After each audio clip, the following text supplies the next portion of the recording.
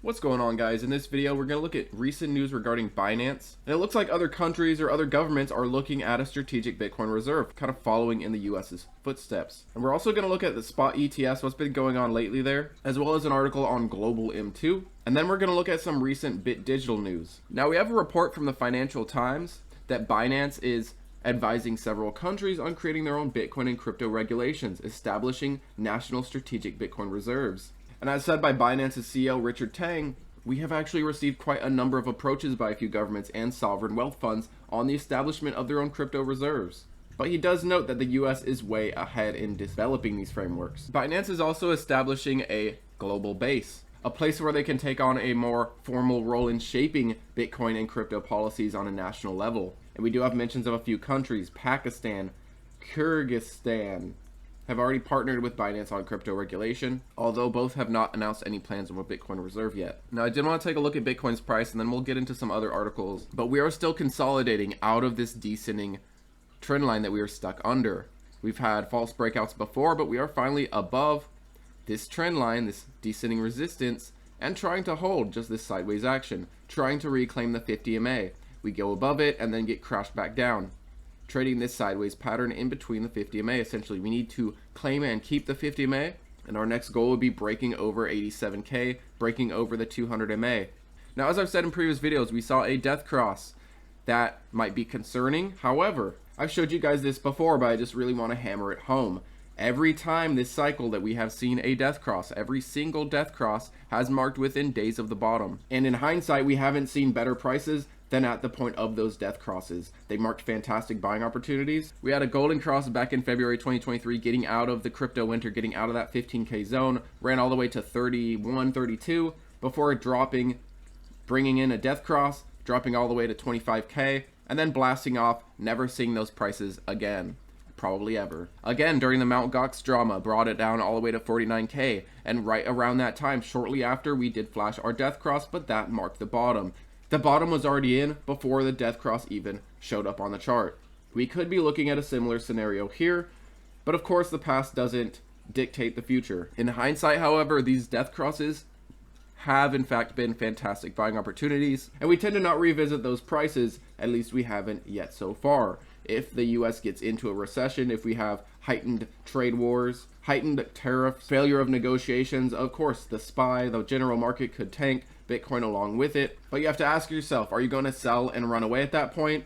Or are you going to take advantage if we see Bitcoin happen to go down into the 50s somehow? If the 4-year cycle is broken and we don't end this year much higher, what if crypto winter comes in a little early? What do? You need to weigh in these options. If the 4-year cycle is broken, which I don't suspect to be the case yet, this is very normal. These drops are normal. And this was a similar drop that we saw from Mt. Gox. Roughly 32-33% drop to the bottom.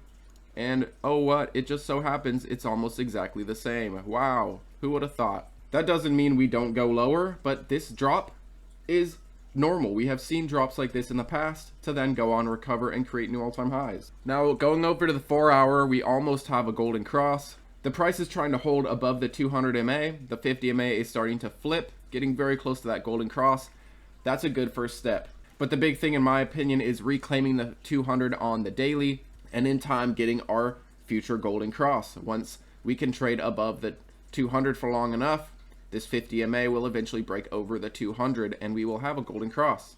Maybe this does in fact mark the bottom, but who knows in reality. Now I do want to talk about something else that could be very bullish for Bitcoin, and this is global liquidity. How expanding global liquidity can drive Bitcoin's price to new all-time highs. This blue highlighted kind of filled in portion is global M2. Money always gets printed, more and more money always ends up in circulation of the world, and this money eventually goes to Bitcoin and other hard assets. Global M2 expanding, global M2 growing, benefits hard assets like Bitcoin. You can see that there is typically a good correlation. Sometimes you get dips in global M2, you also get pullbacks in Bitcoin. You got a peak in Bitcoin here, a peak in global M2, it started falling off, Bitcoin started falling off. M2 started growing again, and Bitcoin started growing again. There is definitely a correlation here. Of course, they won't tie perfectly hand in hand, but as said here, they do often correlate about 80% of the time, sometimes exceeding that correlation of 84%. You know, in the end, that is why I am mostly here for Bitcoin. We know that the world will continue to inflate currencies. This is the way of the government. That is how the economy works. There will always, always, always be inflation.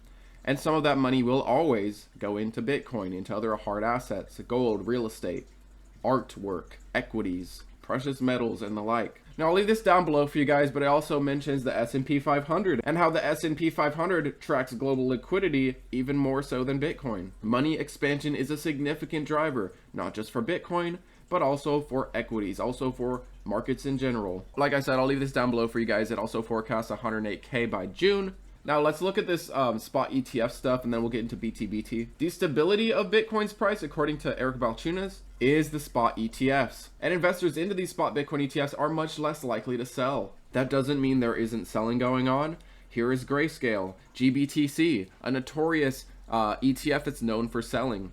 The same with on the ETH side. The ETH Grayscale fund also is generally a lot of times seeing outflows. These funds existed before the spot ETFs, so it was a lot of profit taking. It was a lot of moving into other funds, people going into funds with better expense ratios. But even then, even with the Grayscale selling, IBIT more than makes up for it. IBIT has almost double the amount of inflow versus Grayscale's outflow, almost double. And then you have some other names that have inflows as well. Total spot Bitcoin ETF assets held are now 93.8 billion, very close to 100 billion. 48 billion, almost half of 100 billion pumped into only IBIT, BlackRock's IBIT. And IBIT's inflows for this year is sitting at about 2.39 billion. There have been inflows. While there's all this fear, while there's this horrible sentiment, while retail thinks that the cycle is not going to continue on, while retail is losing faith in Bitcoin, isn't seeing the long-term view, is only looking day to day or month to month or week to week, well, traditional market participants, the whales, the big money, the smart money, they are accumulating Bitcoin. Oh, and by the way, IBIT is one of the top 1% ETFs this year. These spot Bitcoin ETFs are doing quite well. And it is a matter of time until we see net assets over 100 billion. Now, I do want to mention this BitDigital news, and then we'll check out the chart real quick. BitDigital acquired an industrial building in Madison, North Carolina. And this is all AI related, not really Bitcoin mining from my understanding. We've heard BitDigital CEO multiple times saying that their margins are much better from AI. Of course, this can change if Bitcoin absolutely rallies. Margins will improve for Bitcoin mining. But for now, AI is a main focus among the Bitcoin miners, most of whom are getting into AI. Some are just pure play, but BitDigital is one that's part AI, part Bitcoin mining, and staking ETH. They're definitely focusing mostly on AI lately. They also announced a new data center in Quebec, Canada, with their 5 megawatt co-location agreement with AI infrastructure provider Cerebra Systems. Now, BitDigital has been getting wrecked. BitDigital can't, for the life of it, get out of this descending trend. Every time we get false breakouts, and it just breaks back down. There's a pretty obvious trend to see, and it does look a bit like a falling wedge. We could always go lower and then work on a breakout. One thing that's a positive is we did go to fill this gap down here, right in the 170 area. We did fill this gap. I suspect for a little while we will see btbt stuck in a range between 160 and roughly $2. $2 is an important level, previous support in the past, also previous resistance in the past. BitDigital needs to break out of this trend, out of this pattern, and work its way towards $2, reclaim that $2. But in the end, the Bitcoin miners completely depend on Bitcoin. The Bitcoin miners are not going to go up if Bitcoin is not going up. People tend to forget that these Bitcoin miners can in fact outperform Bitcoin during the good times. People somehow have forgotten about these times. Maybe they bought in up at these times and they're complaining that they're down so much. The reality is that BitDigital during good times, when Bitcoin was at new all-time highs, when Bitcoin was breaking out, there are times that BitDigital was up a multiple of 8, even 9%, versus Bitcoin's roughly 5 or 6. Other Bitcoin miners have even outperformed that. Some Bitcoin miners have done over 10x's. During the good times, these Bitcoin miners will be in favor, will do good. During the rough times, during unprofitable times, during times that Bitcoin's in a decline, during times that there's negative sentiment, of course the Bitcoin miners are going to outperform on the downside. In my opinion, if you're looking into Bitcoin miners, these are great opportunities to add. Rather than adding while everyone was so full of hype, rather than adding when it was overbought, usually the typical times that retail suddenly takes interest. Rather than buying at these tops, you could buy at these lows, at these low points, during the pain, during the fear. You get way more multiples buying something as low as you can, as discounted as you can, versus buying something after it's already done a 10x, hoping for another 10x. But let's face it, the Bitcoin miners are ugly, charts are ugly, technical wise is horrible. They are mostly all under 50 and 200 MA. They have faced death crosses multiple months ago and have been doing bad ever since.